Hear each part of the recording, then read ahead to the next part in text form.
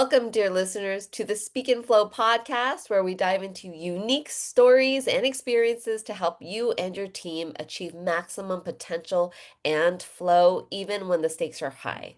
Today, I have a leader. She's in the eligibility, she's a senior manager for eligibility enrollment experiences at Cover California, where she solves complex problems, delivers results through compelling user experience, design, and accessibility. Marjan Zamanian. Thank you. Thank you, Melinda. Thanks so much Hi. for having me. I'm so glad you're here. Thank you so much for being here. So, what is exciting in the world of user experience design and accessibility?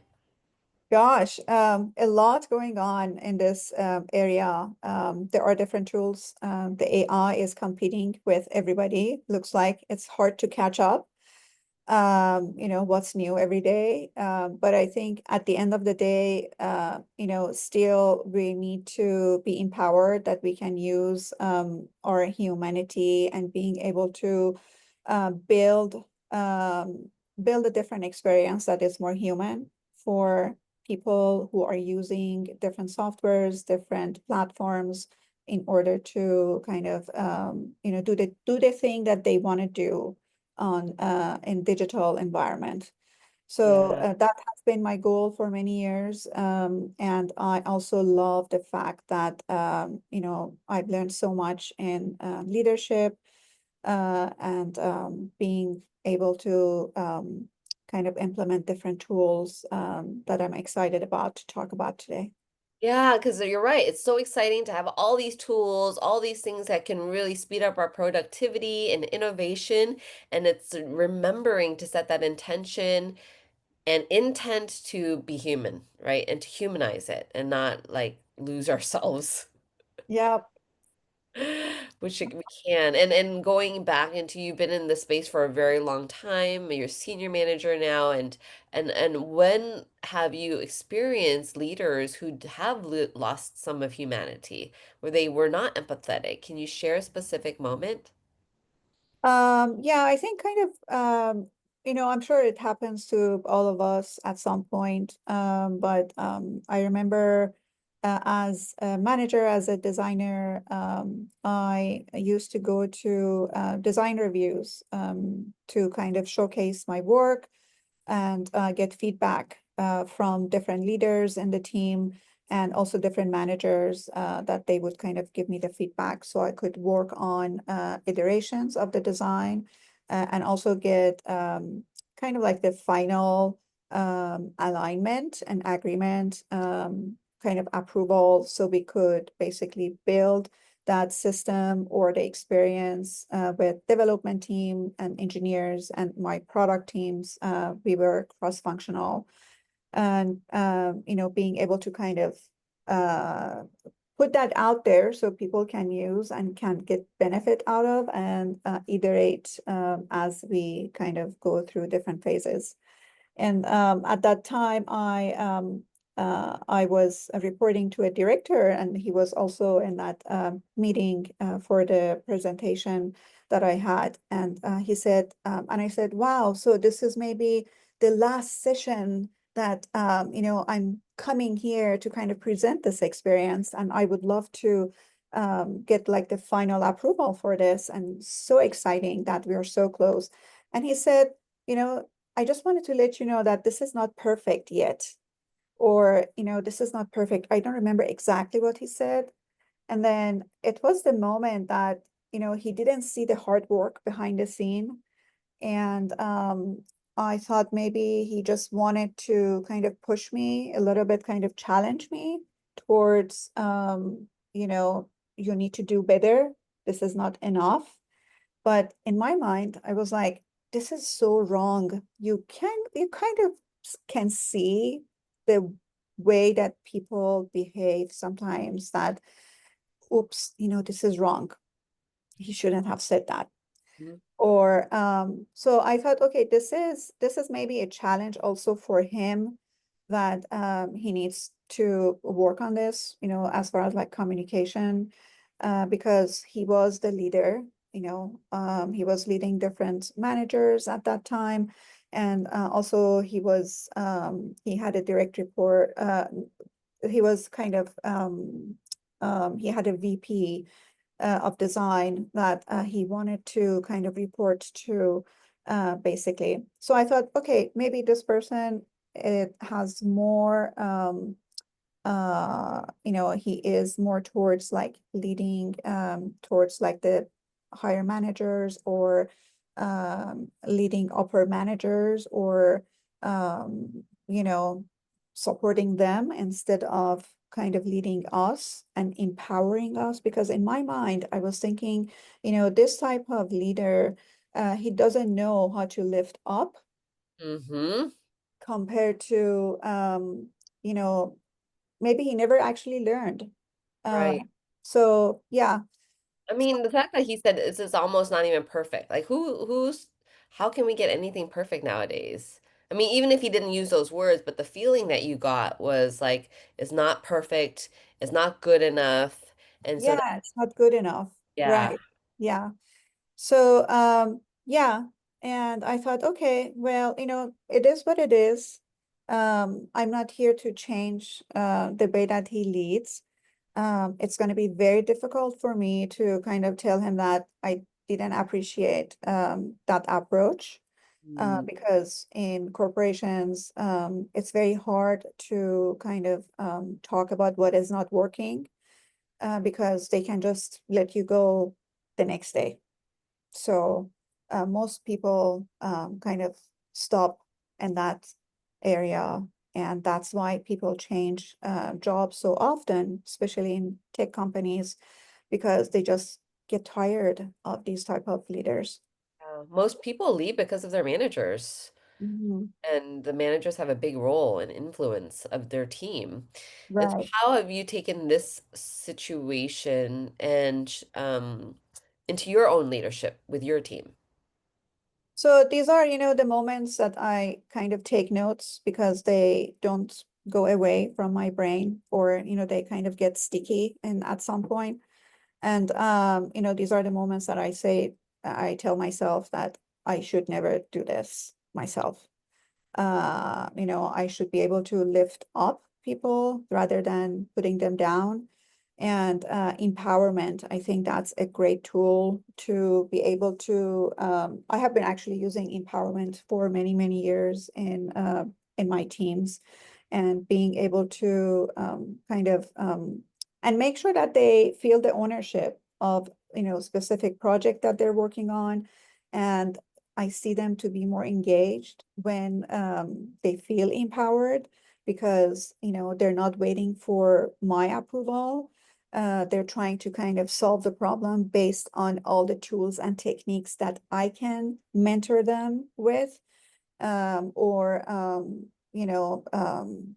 and then they can kind of make a decision on how they want to implement that solution for that specific problem they're trying to solve. And in design specifically, we have different tools, although my new role at Covered California, it's a little bit different, because in government, you might have folks in your team that they are not specifically designers or researchers. So then I still have to kind of be mindful of, what they know, based on what we want to kind of um, implement, and have that experience available for people in California to be able to use that experience and get healthcare, for instance. So those are the things that I kind of need to be mindful of. How do you balance the flow between the upper management to for you and then to the lower? And then how do you hold people accountable by empowering them? Like if you have to give really tough feedback, how do you do that? Sure. So yes, that is very true. Sometimes I see myself that those extension wire that you kind of connected to the bulb, and then also it's connected to the team. And especially with middle managers, sometimes we also have to be hands-on. and we have projects to work on, but still we need to kind of be able to see the bigger picture that or the vision from the leadership, from the organization, and then translate that to what the outcome or what we need to kind of build together in order for people to use. So I try to connect that based on different tools, and also I kind of see that as a recipe, like how can I build a strategy, for instance, from that bigger picture of the mission or the vision of that organization. Like currently it's Covered California. How can I deliver a high quality healthcare that is also accessible and affordable for people in California? So in order to do that, well, it means that we need to kind of be mindful of all the changes that recently is happening also are happening. So this is something that is going to be a little bit of a challenge, but what I would say is based on all of these challenges, I also see the creativity that can build to empower everyone to overcome these type of challenges, right? So, so those are the things that, for instance, I have in mind. But as far as like how I can empower my team is to show them the bigger picture. What is the North Star that we want to kind of envision, that this is how we see the whole world can be. And then how can I kind of how can I build the steps and all the milestones with my team. And so we can kind of co-create those milestones in order to reach to that North Star. I love that. So yeah, I think that's super important. And sometimes people don't even do it, don't even think about it because they feel like they are alone. And I think as a manager, you do not want to be alone either. You have a team, right? So you can bring in your team, co-create together, use different techniques or workshops. And also, when you have a team, sometimes you have extroverts and sometimes you have introverts in your team. Some people who are introverts, they speak less during the meetings or during that session or within the whole conversation about how we can envision and build those milestones. So it's kind of nice to use different tools like workshops, for instance, because they don't need to speak. They can write down all their things that they have in their mind that would benefit and how we want to kind of build this powerful product that people can use and get their healthcare, for instance. Uh, And by empowering them this way, it means that they are also involved. They are part of the process, the same way that the users are part of the process, because still in design, we do a lot of research, we collect data, we understand how the product works today, and then how we want the product to be shaped in the future, mm-hmm. get shaped, right? So, so yeah, and then I also think that accountability comes with it's very connected to empowerment. So if the team is not empowered, they're not going to be engaged. Therefore, they're not going to feel accountable, and they start kind of thinking about, okay, so nobody wants nobody wants my thoughts, or nobody want to know what I think, or uh, they um, they need to be seen, right? And we want different diverse kind of ideas Right. when we are building products. So I think it's very important to have different viewpoints and create this thing together rather than build this in silo. Have you needed to build your own voice, like in terms of your confident voice, and how do you share that with your team? Building my voice. So I had so many challenges building my voice, honestly, Melinda. I can write a book for you, but Okay, let's do it. Because you um, because you mentioned some of the introverts, right? Like, how do you bring everybody in the whole team along, even when they're introverts and they're shy? yeah, they're shy. Yeah, exactly. So I was never shy. And I always kind of pushed back on if somebody would say you shouldn't do this, I would go and definitely do it. One funny story that when I was, back home, home is Iran, and back home, people, when they want to go to high school from middle school, they have two options. They can either, study math, or they can, Doctor. yeah, exactly. So it's like you have two options. And I was like, okay, but I see other people, other students, they're kind of deciding to go to a technical school, and then like graphic design, or and my dad was an architect too, and so it was kind of close. And my mom said, no, the girls who go to the technical school, they're like bad girls. You do not go to those schools. And I was like, oh my gosh, that's why I have to go to the technical school. Oh my gosh. Oh, your mom, poor mom. But then I you need know. to do it. You to make the right choice. Yeah. So I was forced to go to like a regular school, Uh-huh. high school, and then I spent like 1 year over there, and all the grades were so low, and they gave up finally. And I think one thing that actually I have that I feel like, if I was able to do this, then other people can also do it, is to not giving up on what you really want to do. Yeah. And because you will get there.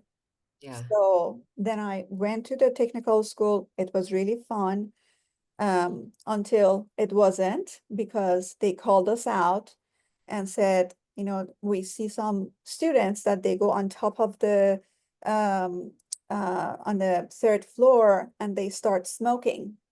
Oh, So and then they called our parents, and so we couldn't go to school for like 1 week. So it was kind of one of those things. Yes, you learn all the bad stuff, but you also learn the good stuff that you are passionate about. So I mm, think those are the things that I thrived on, and I brought it to who I am today, pretty much. yeah. And sometimes they were challenges, and sometimes, I learned those. I just went through it. And That's how you got stronger, and that's how you build your confidence. yeah, that's how I built my confidence. But again, working in corporations, it's a different story.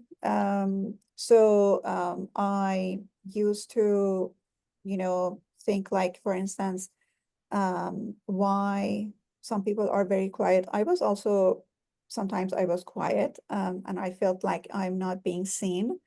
I'm not being heard. So um, kind of, how can I overcome this Mhm. issue, right?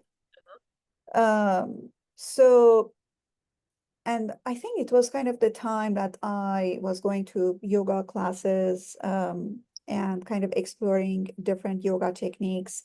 One thing that they mentioned, that yoga helps people to, because you're stretching your body, you're kind of expanding and getting taller. You can actually get about 2 inches taller when you practice yoga after like a year.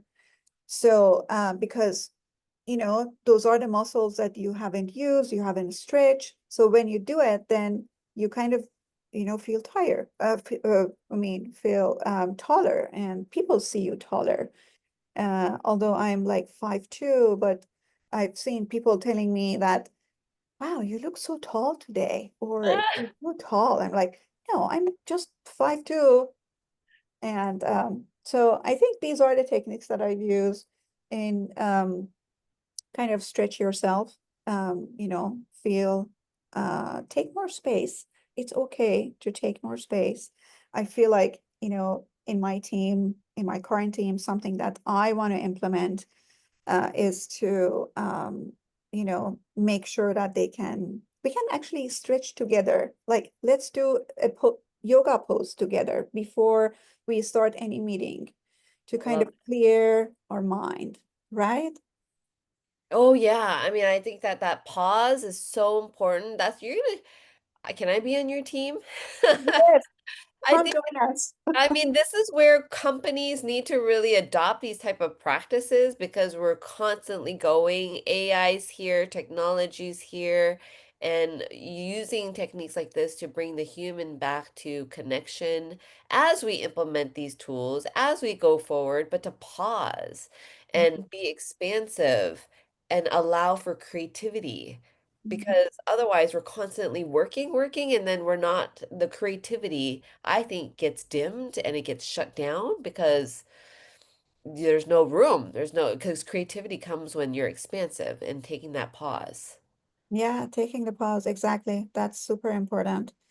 So, Yeah, like you said, going into yoga poses like that, like help stretch together, yeah, exactly. Then you're not gonna sit like this all the time, right? So you kind of, hunched over, and yeah, you're yeah, big, exactly. And also people see you that way, that you seem more confident that way rather right? than, sitting a little bit kind of, you don't want to be small, right? You want to kind of, even if I've seen many leaders that they're very confident. They're very quiet. They speak less. They listen more often, and but they're still kind of they have strong posture. So I think that Yeah, that part is important. yeah. I agree. So reminding ourselves to keep the posture, to include our body as we Mhm. communicate will help you to feel more confident.